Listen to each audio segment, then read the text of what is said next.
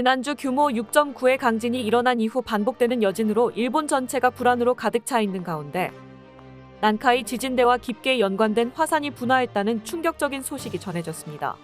이번에 분화한 곳은 난카이 해곡에 인접한 가고시마현 사쿠라지마 화산으로 지난 4일간 6번이나 분화했으며 화산재가 2000m 상공까지 뻗어 올라가기도 했습니다. 분화구에서 일어난 폭발로 분화석이 1km가 넘는 곳까지 날아갔고 화산성 지진도 발생하고 있죠. 일본 당국은 난카이 해곡지대에서 지진과 화산 분화가 반복되는 것이 난카이 대지진의 전조일 수 있다고 판단하고 올해 대지진 발생 가능성을 70%에서 80%로 상향 조정했습니다. 이 소식에 당연히 일본 전체가 패닉 상태에 빠져들며 마트에서 사재기 행렬이 이어지고 시외나 국외로 대피하려 하는 이들도 늘어나고 있는데요. 게다가 이것만으로도 공포스러운 일인데 일본 지질학자들은 난카이 지진과 동시에 더 큰 재앙이 일어날 수 있다고 경고하고 있다고 합니다. 과연 정말로 대지진이 일어날 것인지, 일어난다면 한국에 영향은 없을 것인지 자세한 소식 알아보겠습니다. 発生時の宮崎市 MRT 車内の様子が映し出されています。 MRT 報道部と書かれた看板が左右に大きく揺れているのが分かります。左右に大きく揺れている看板が見て取れます。気象庁によりますと震源は日向灘、震源の深さはおよそ30キロ、地震の規模を示すマグニチュードは 6.9 と推定されています。また宮崎県の沿岸部には現在津波注意報が発表されています。宮崎県の沿岸部には現在津波注意報が発表されています。津波注意報では1メートル程度の津波が予想されます。漁業関係や港湾関係の方、海での作業は直ちに切り上げて安全な場所へ避難してください。また避難指示の有無にかかわらず海岸や川の河口付近からは離れて安全な場所にとどまってください。画面変わりまして映像が映し出されています。水道の管が破裂して水が漏れ出ている様子も映し出されていました。視聴者からの映像が提供されているこちらの映像です。シーリングが円を描くように大きく揺れているのがわかります。 일본에서는 또 큰 난리가 났습니다. 규슈 미야자키현에서 밤 9시를 넘긴 시각 규모 6.9의 지진이 발생한 것입니다. 지진 발생 직후 일본 기상청은 심야에 전문가 회의를 긴급 소집하고 대응에 나섰습니다. 다행히 간밤에는 큰 피해가 발생하지 않았지만 이것이 대재앙의 전조에 불과할지도 모른다는 가능성을 배제할 수 없기 때문입니다. 일본에 반드시 찾아올 것으로 예고된 대재앙, 난카이 대지진 말이죠. 그 시작점이 될 가능성이 가장 높은 장소가 바로 규슈 인근이라고 전부터 많은 전문가들이 분석하고 있었는데요.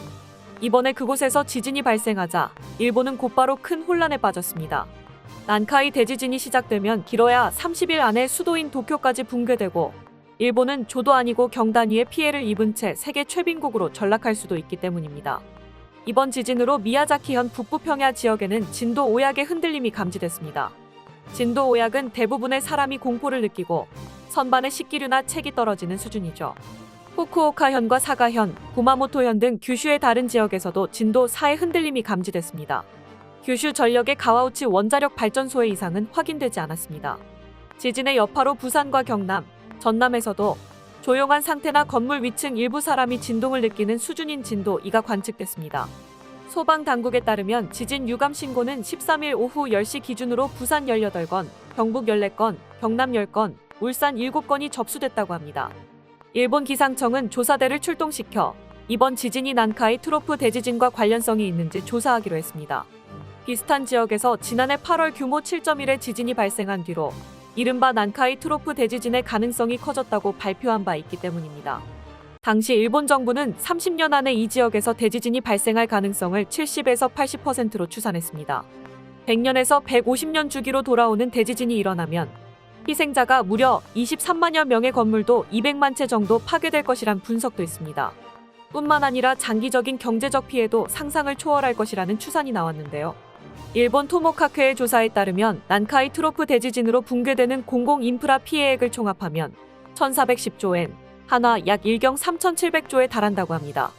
난카이 트로프 대지진에 연동해서 도쿄 방향으로 규모 9 이상의 지진이 3번만 발생해도 일본은 완전히 박살이 나버릴 것이라고 하죠.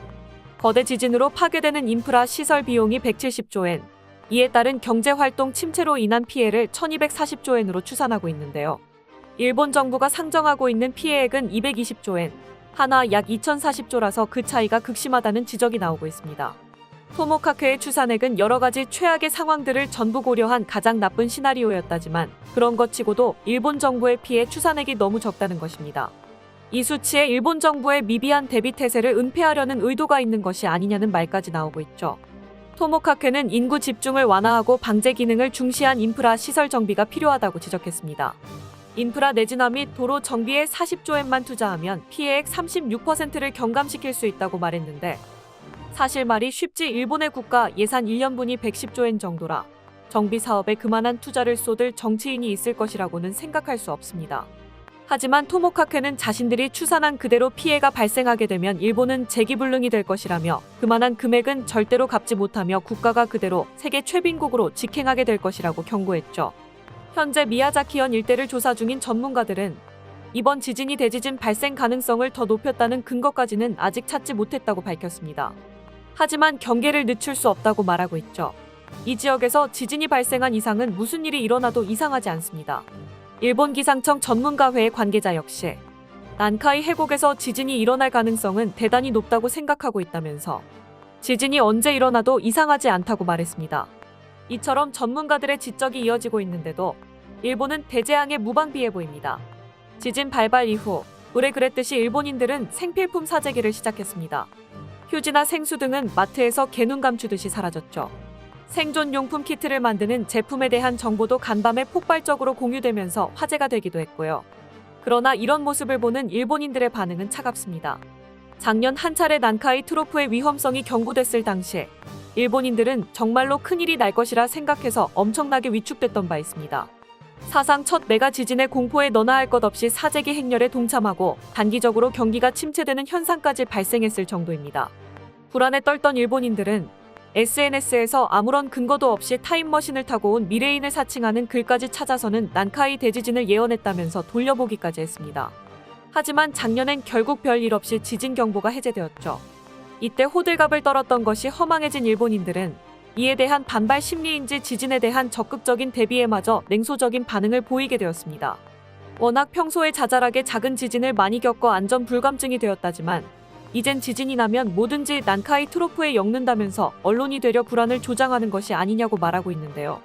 심지어는 지진 불안감을 자극한 탓에 작년과 같은 침체가 또 발생하면 어쩔 거냐고까지 말하는 사람도 있었습니다. 그러나 이런 방심이야말로 정말 위험하죠. 작년 미야자키현에 똑같은 장소에 지진이 발생했을 때 그토록 난리가 났던 데에는 이유가 있습니다. 난카이 트로프가 언젠가 터진다는 것은 확실했지만 그것이 언제 어디서 터질지는 그동안 누구도 예측할 수 없었습니다. 그런데 작년 지진 발생 확률 추정치가 0.1에서 3%에 불과했던 미야자키에서 규모 7.1의 지진이 일어난 것입니다. 일본의 지진 전문가들은 예상치 못한 상황에 급히 계산기를 다시 두들겨야 했습니다. 어쩌면 이걸 신호탄 삼아 난카이 대지진의 연쇄가 시작될지도 몰랐기 때문입니다. 난카이 대지진이 30년 내 발생할 확률이 80%라는 계산이 있지만 이건 2018년에 일본 정부가 내놓은 수치입니다. 지금은 미야자키현에서 변수가 발생했고 일본 정부가 애초에 혼란을 줄인다는 명목으로 수치를 축소했을지 모르는 일입니다. 현재를 기준으로 실제 대지진 발생 확률은 몇 %가 됐을지 아무도 모르죠. 두려운 점은 환태평양 불의 고리를 빙 둘러가면서 심상찮은 조짐이 연달아 나타나고 있다는 것입니다. 지난주 히말라야 판해 경계에서 일어난 강진으로 티베트가 난리가 났던 바 있습니다. 티베트 자치구가 속한 중국 시장에서 발생한 규모 6.8의 강진은 단 한나절 만에 마을 하나를 지도상에서 없애버렸습니다. 이곳은 티베트 제2의 도시로 평균 해발 고도가 4,000m가 넘는데도 27개 마을이 모여있죠. 하지만 이런 지진에 대한 대비는 전혀 되어 있지 않았습니다. 결국 세 자릿수 희생자를 내며 엄청난 피해를 남겼고 지금까지도 규모 5에 달하는 여진이 간헐적으로 찾아와 복구 작업을 방해하고 추가적인 피해를 낳고 있습니다. 며칠 전엔 멕시코 서해안에서 규모 6.2의 지진이 발생했습니다. 진원지가 거의 해안과 접해 있어 위험했지만 여기선 다행히 깊이 86km의 지저에서 발생해 큰 피해는 없었습니다. 하와이에서는 킬라우에아 화산이 또 분화를 시작해 용암을 80m나 뿜어내기도 했습니다. 태평양의 땅 밑에서 무슨 일이 일어나고 있는 것은 분명한 것 같습니다. 환태평양 불의 고리를 빙 둘러서 그 밑에서 꿈틀대는 에너지가 자꾸 조금씩 새어나오고 있다는 느낌이죠. 그 에너지의 근원으로 지목되는 것이 바로 밑으로 말려 들어가고 있는 난카이 트로프인데, 전문가들은 작년 미야자키의 지진 발생을 근거로 에너지가 1점 폭파되는 지점 역시 미야자키가 될 것으로 관측하고 있습니다. 그야말로 불의 고리 전체를 맴돌던 에너지가 일본의 턱 밑에서 전부 터져나올 것이란 것입니다. 1경 원이 넘는 피해를 입고 세계 최빈국이 된다는 예상이 허풍이 아닐지도 모른다는 생각이 들기 시작하죠. 차라리 세계 최빈국으로 남기라도 하면 다행이지, 이런 거대한 충격을 일본 열도가 침몰하지 않고 견디긴 할는지 모르겠습니다. 만약 이런 일이 발생하면 한국에 미치는 영향도 걱정하지 않을 수가 없는데요. 다행히 정말 어지간히도 큰 지진이 아니라면 대부분의 충격은 일본 섬이 받아서 완화될 것이라고 합니다. 문제는 그 여파로 생기는 쓰나미 피해인데, 이 역시도 일본 섬을 관통할 정도로 크게 생기는 일은 좀처럼 없을 것이라고 합니다. 애증의 나라지만 방파제로는 최고죠. 오히려 한국보다 훨씬 멀리 있지만 일본과의 사이에 충격파와 파도를 완충시켜줄 장애물이 하나도 없는 중국 동해안이 훨씬 큰 피해를 입을 것으로 보인다는데요. 특히 상하이 일대는 직격탄을 맞을 것으로 여겨져 일본의 소식에 덩달아 귀를 기울이고 있다고 합니다.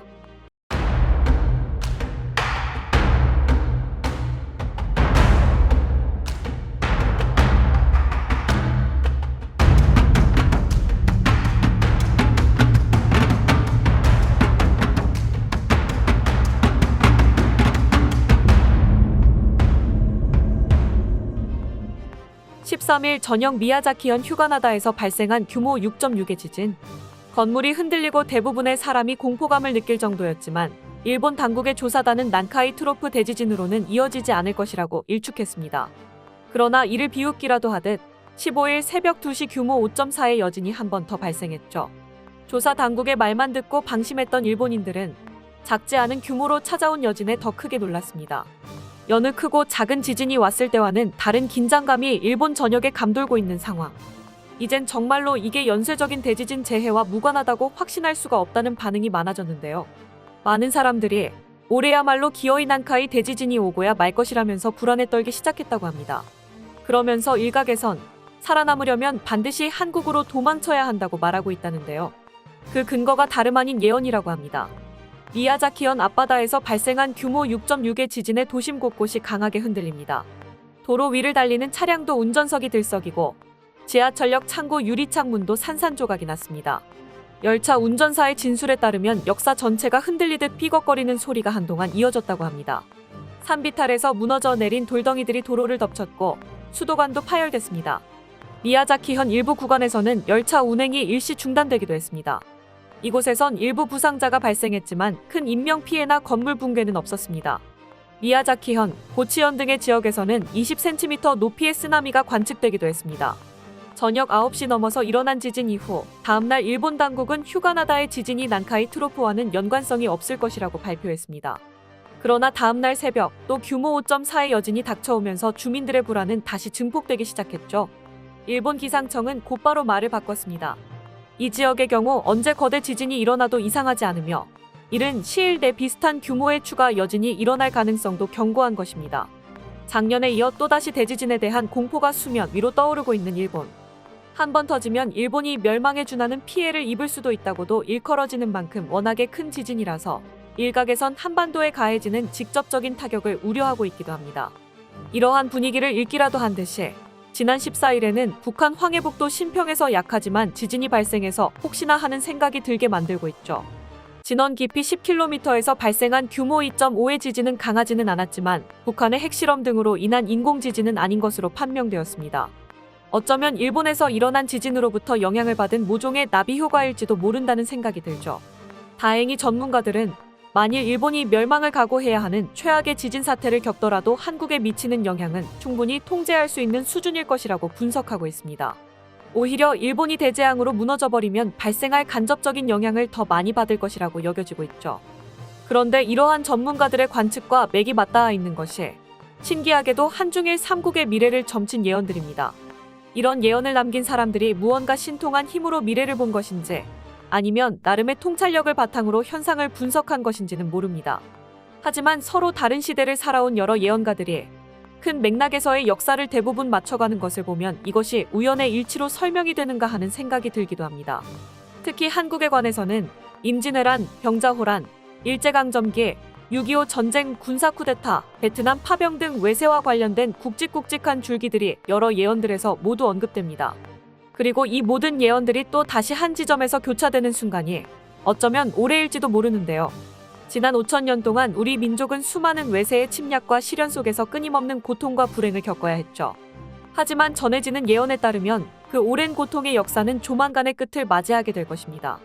전 지구적인 재앙이 닥치며 모든 것이 초기화되고 한국이 새로운 세계의 중심이자 최강대국으로 떠오르는 대전환의 시발점이 바로 올해 2025년이라는 것입니다. 특히 이 격변의 과정에서 일본은 상상조차 어려운 참혹한 피해를 입게 될 것이라는 예언도 전해집니다. 일본을 보호하던 천연 방파제 역할의 섬들이 거대한 지진으로 인해 바닷속으로 가라앉으며 결국 국가 자체가 붕괴되는 운명에 처하게 된다는 것입니다. 두루뭉술한 언어로 표현되어 있지만 이것이 나타내는 것은 명확합니다. 지금 일본 전역이 벌벌 떨고 있는 난카이 대지진이죠. 예상되는 피해는 일본 스스로 계산하기에도 저런 표현이 결코 허풍이 아닙니다. 일본 토모카케의 조사에 따르면 난카이 트로프 대지진으로 붕괴되는 공공 인프라 피해액을 총합하면 1410조엔, 한화 약 1경 3700조에 달한다고 합니다. 난카이 트로프 대지진에 연동해서 도쿄 방향으로 규모 9 이상의 지진이 3번만 발생해도 일본은 완전히 박살이 나버릴 것이라고 하죠. 거대 지진으로 파괴되는 인프라 시설 비용이 170조엔, 이에 따른 경제활동 침체로 인한 피해를 1240조엔으로 추산하고 있는데요. 토모카케는 자신들이 추산한 그대로 피해가 발생하게 되면 일본은 재기불능이 될 것이라며 그만한 금액은 절대로 갚지 못하며 국가가 그대로 세계 최빈국으로 직행하게 될 것이라고 경고했죠. 한편 위쪽에 있는 중국 또한 재앙의 여파로 인해 여러 나라로 분열되며 오늘날 우리가 알고 있는 형태의 중국은 완전히 사라지게 된다고 합니다. 그리고 그 가운데 비교적 온전하게 남는 곳이 한반도이며 이를 계기로 남과 북의 분단이 해소되고 전에 없던 큰 변화가 시작된다고 전해집니다. 역사 속 대표적인 예언들을 살펴볼까요? 우리나라와 관련된 예언 중 가장 대표적인 인물로는 원효대사, 임진왜란 당시 왜군을 물리친 사명대사, 그리고 현대의 탄어 스님이 있습니다. 이 세 인물은 서로 다른 시대를 살았음에도 불구하고 놀라울 정도로 일치하는 예언을 전했습니다. 원효대사의 예언은 1967년 문무대왕릉 수중 발굴 작업 중 발견된 16개의 석판을 통해 세상에 알려지게 되었습니다. 신라 시대의 고승이었던 원효대사는 고려 왕조의 흥망과 조선 왕조의 비극적 운명을 정확히 예언했습니다. 그는 군주와 선비들이 글만 숭상하고 무력을 소홀히 하게 되면서 결국 임진년의 외세의 침략을 받아 국토가 피로 물들고 황폐화될 것이라고 경고했습니다. 임진왜란을 정확히 꿰뚫어 본 것입니다. 또한 먼 미래의 경술련의 외세의 침략으로 나라가 멸망하고 형제가 둘로 나뉘어 민족 분단이라는 비극을 겪게 될 것이라고 예언했습니다. 경술국치와 6.25 전쟁까지 신라 시대 사람의 눈에는 보였던 거죠.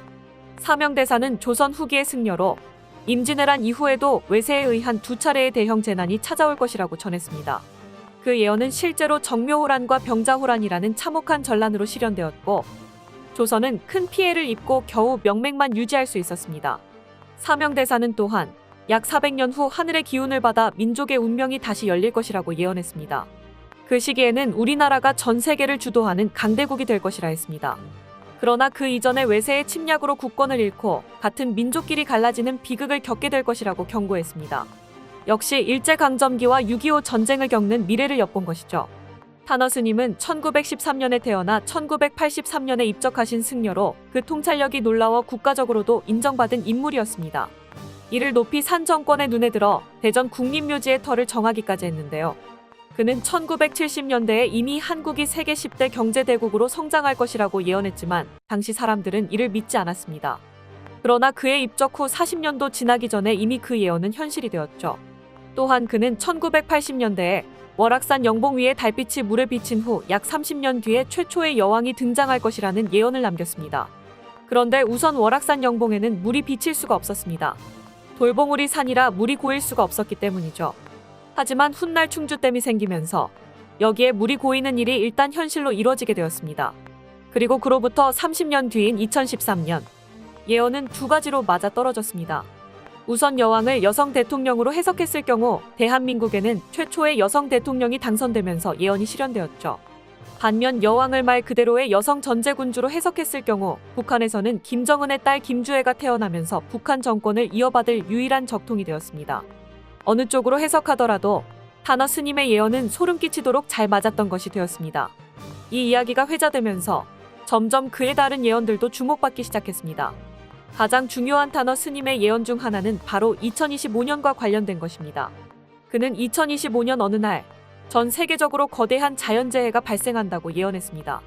지축의 변화로 인해 세계 곳곳에서 화산이 폭발하고 해일이 일어나며 대규모 지진이 발생해 땅이 가라앉거나 솟아오른다고 전했습니다. 특히 일본은 큰 재앙을 겪게 되며 섬의 3분의 1이 거대한 지진으로 바닷속에 가라앉고 화산 폭발로 인해 인구 대부분이 희생될 것이라고 합니다. 타너 스님은 이러한 재앙이 과거 일본이 쌓아온 업보로 인해 발생하는 것이라고 설명했습니다. 반면 한국은 상대적으로 안전한 지역으로 남아 전 세계 생존자들이 한국을 중심으로 모이게 될 것이라고 예언했습니다. 한반도는 지구의 지축 위에 위치해 있어 다른 지역들이 무너지는 상황 속에서도 비교적 온전하게 유지될 뿐만 아니라 오히려 서쪽 바다에서 새로운 땅이 솟아올라 영토가 확장될 것이라고 했습니다. 중국은 대륙의 중심에 있는 탓에 막대한 피해를 입고 결국 여러 나라로 분열되며 현재의 중국은 순식간에 사라지게 된다고 전했습니다. 이렇게 세상이 리셋된 후 한국은 즉각 통일을 이루고 북쪽 만주와 러시아 지역의 과거 발의 영토까지 회복하며 서쪽에 새롭게 생긴 영토를 포함해 강력한 국가로 부상할 것이라고 합니다. 이러한 변화 속에서 한국은 세계를 이끄는 중심 국가로 거듭날 것이라는 예언입니다. 과거에도 예언자들은 한국의 미래를 내다봤지만 당시에는 이러한 이야기가 현실로 다가오지 않았습니다. 그러나 지금 우리가 경험하는 변화들 역시 과거에는 상상조차 어려웠던 일들이었습니다. 누군들 지금의 현대 사회를 상상할 수 있었을까요? 세상은 여전히 신비로우며 우리는 우주와 인간의 운명에 대해 극히 일부밖에는 알지 못하죠. 대낮임에도 짙은 어둠이 내려앉아 도시를 감쌉니다. 열차는 멈추고 항공기는 이륙하지 못하며 자동차까지 고장을 일으켜 도로가 마비됩니다. 도시를 돌아가게 하는 혈관이 막히며 도시 전체가 가사 상태에 빠져들었는데요. 이는 세계에서 5손가락 안에 드는 대도시인 도쿄에서 일어나게 될 미래의 모습입니다. 얼마 전 일본 NHK에서 후지산이 폭발하게 될 경우 화산재가 뒤덮은 도쿄의 모습을 CG로 보여주어 화제가 되고 있습니다. 이와 함께 일본 정부가 이러한 사태에 대비한 긴급위원회를 소집했다고 밝혀 논란이 되고 있는데요. 방송 내용을 함께 살펴보겠습니다. Japan's highest peak, Mount Fuji, is treasured by Japanese people, attracting many local and overseas tourists due to its breathtaking beauty. It's also an active volcano. It hasn't erupted in 300 years. But officials say when the mountain blows, volcanic ash could paralyze wide areas, including Tokyo. A report done 5 years ago says over 10 centimeters of volcanic ash could settle on the ground in greater Tokyo areas depending on the wind. This simulation shows what the capital could face. The estimate is based on Mount Fuji's last major eruption in the early 1700s, or Japan's Edo period. Fuji spewed huge amounts of ash during the 16-day eruption, covering about 1.7 billion cubic meters. It takes just 0.5 millimeters of ash accumulating on train tracks to bring rail services to a halt. And if ash gets into aircraft engines, planes may be unable to fly. The ash also could leave cars and other vehicles useless, delivering a blow to the logistics sector. This purification plant supplies drinking water to the Tokyo area. Officials are devising measures to reduce the risk to water quality from ashfall. These are wires to support the sheet. He says a cover will be placed over them to stop ash getting in if an eruption occurs. We want to have easy to understand information as quickly as possible from forecasters so that we can do it right away if necessary. The Meteorological Agency has launched a panel to forecast ashfall and assess the impact of an eruption. The topic under discussion is if predictions can be issued for how much volcanic ash a major eruption of Mount Fuji or other active volcano may release. The agency says it's considering whether to establish a new warning level based on a scenario of over 3 centimeters of ash falling. But others said it won't be easy to accurately forecast the amount of volcanic ash or where it will fall, and more discussions are needed. Fujii Toshitsugu is chair of the meeting. Society today depends on cars or airplanes, and an eruption will result in unprecedented disasters. We have to discuss what kind of data need to be conveyed to the public. The panel plans to wrap up their discussions by March on how to prepare if Mount Fuji erupts. 일본 정부는 후지산 분화를 단순한 우려가 아닌 실제로 닥치게 될 현실적인 위협이라는 사실을 인정하며 분화 발생 시를 대비한 대책 마련에 본격적으로 착수했습니다. 지난 14일 일본 기상청은 화산 분화에 대한 새 예보 시스템 구축을 위해 이날 처음으로 전문가들이 참여하는 회의를 개최했습니다. 지금의 기상 예보 시스템이 후지산 분화에 대응하는 데 적합하지 않다는 사실을 인정하고 새로운 예보 시스템을 만들겠다는 것인데요. 그런데 지난 수십 년 동안 손보지 않았던 예보 시스템을 2025년 기상청 위원회의 첫 안건으로 삼고 수정하려 하는 것에서 기상청이 후지산이 올해 분화할 가능성이 크다고 우려하고 있는 게 아니냐는 의혹을 낳고 있습니다. 후지산은 600년간 180회나 분화하며 활발하게 분화해 왔었지만 마지막 대분화인 1707년 이후 큰 분화 없이 잠잠히 일본의 명산으로 자리 잡고 있었습니다. 하지만 지난 2011년 일본 열도 전체를 뒤흔들었던 동일본 대지진 당시에 후지산이 다시 폭발할지도 모른다는 경고가 제기됐었는데요. 대지진이 일어난 이후 후지산 바로 옆에 있는 시즈오카현에서 강진이 일어났고 후지산과 연결된 하코네 화산대에서 다발적으로 군발 지진이 발생했다는 것이 그 근거였죠. 다행히 우려에 지나지 않았던 것인지 정말로 후지산이 분화하는 일은 없었지만 일본 정부는 후지산이 분화할 경우를 가정한 시뮬레이션을 돌리며 정말로 일어날 만약의 사태를 대비하기 시작했습니다. 2020년대 들어서 지질학 전문가들이 언제 후지산이 분화한다고 해도 이상하지 않다는 경고를 이어오고 있습니다. 그리고 지난해 난카이 지진의 전조로 보이는 크고 작은 지진들이 이어지며 동시에 후지산까지 위험하다는 경고가 이어지고 있는데요. 난카이 대지진의 원인인 난카이 해곡의 출발점이 바로 후지산이기 때문입니다. 즉, 일본 최악의 대재앙이 될 난카이 대지진과 후지산 분화가 한 세트처럼 동시에 발생할 가능성이 크다는 것이죠. 그리고 전문가들은 오늘날 후지산이 분화하게 된다면 그 피해는 1707년 분화 때와는 차원이 다를 거라고 경고하고 있는데요. 이는 오늘날 우리의 삶이 전자장비와 기계에 크게 의존하고 있기 때문입니다. 1707년 당시 사람들의 이동수단은 걷거나 말을 타는 것이었지만 오늘날 현대인들은 자동차, 열차, 항공기 등 다양한 이동수단에 의지하고 있습니다. 이는 그만큼 우리 삶을 편리하게 만들어주었지만 그만큼 의존하게 만들었기에 이 중 하나라도 마비된다면 사회 전체가 심각한 동맥경화 상태에 빠질 수 있습니다. 특히 오늘날의 이동수단들은 모두 화산재에 매우 취약한 구조를 가지고 있는데요. 전문가들은 후지산이 1707년과 비슷한 규모로 분화한다면 수도권 지역의 3에서 30cm가량의 화산재가 쌓일 것이라 예상하고 있는데요. 동시에 화산재가 1cm 이상 쌓이면 차는 30km로 밖에 주행하지 못하고 5cm 이상 쌓이면 시속 10km, 10cm 이상 쌓이면 아예 통행이 불가능해질 것이라고 말했습니다. 철도에는 0.5mm의 화산재만 쌓여도 선로 이탈의 가능성이 있어 운행이 전면 중단될 수밖에 없습니다. 또한 민감한 항공기 엔진은 화산재가 들어가면 고장날 수 있기에 화산재가 뿌려진 지역 전체가 비행금지 구역이 될 수 있죠. 그리고 이런 교통수단뿐만 아니라 모든 통신 전자장비들 역시 화산재로 망가질 수 있습니다. 화산재는 미세한 입자와 유리질 성분으로 구성되어 있어 전자기기에 치명적인 영향을 미칩니다. 전자기기 내부로 화산재가 유입되어 정전기를 발생시켜 회로가 손상되거나 냉각 시스템을 막아 장비를 과열로 망가뜨릴 수 있습니다. 또한 안테나에 화산재가 쌓이면 신호 송수신이 차단되어 통신이 두절될 수 있으며 위성통신 장비도 작동하지 않을 가능성이 큽니다. 사실상 화산재가 뿌려진 지역은 마치 EMP 폭탄에 맞은 것처럼 모든 문명의 이기들이 멈춰버리게 된다고 할 수 있습니다. 그런데 차라리 이렇게 화산재만 뿌려주면 양반이라고 할 수 있는데요. 후지산이 300년이 넘게 분화하지 않으며 마그마를 차곡차곡 쌓아왔었기에 규모 8 이상의 초거대 화산 폭발을 일으킬 수 있다는 주장이 일본 지질학자들 사이에서 제기되고 있습니다. 마그마학 분야 전문가인 다스미 요시유키 일본 고베대 교수는 일본에서 거대한 화산 분화가 일어날 확률은 향후 100년 안에 1%이며 이 같은 화산 폭발이 발생할 경우 일본 전체 인구에 해당하는 1억 2천만 명이 사망할 것이란 충격적인 연구 결과를 발표했습니다. 다스미 교수 연구팀은 2만 8천 년 전에 일어난 아이라 단자와 분화와 같은 규모 8 이상의 분화가 일어날 경우 2시간 만에 700만 명이 화산 분출물에 휩쓸려 목숨을 잃게 되고 서일본 지역엔 하루 만에 50cm의 화산재가 쌓여 4천만 명 이상의 생활 공간이 매몰될 것이라 주장했습니다. 또한 일본 전토에 10cm 이상의 화산재가 쌓여 곡물 생산이 불가능해지고 구조작업도 불가능해 최종적으로는 일본이란 나라 자체가 무너질 것이라는 충격적인 예측을 내놓았습니다. 일본에서 이 같은 거대 분화는 모두 10여 차례 있었다고 하죠.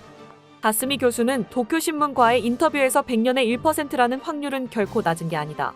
지난 1995년에 대규모 피해를 가져온 한신 대지진의 발생 확률이 30년 동안 0.028%였다며 이대로는 일본이 소멸할지도 모른다고 경고했습니다.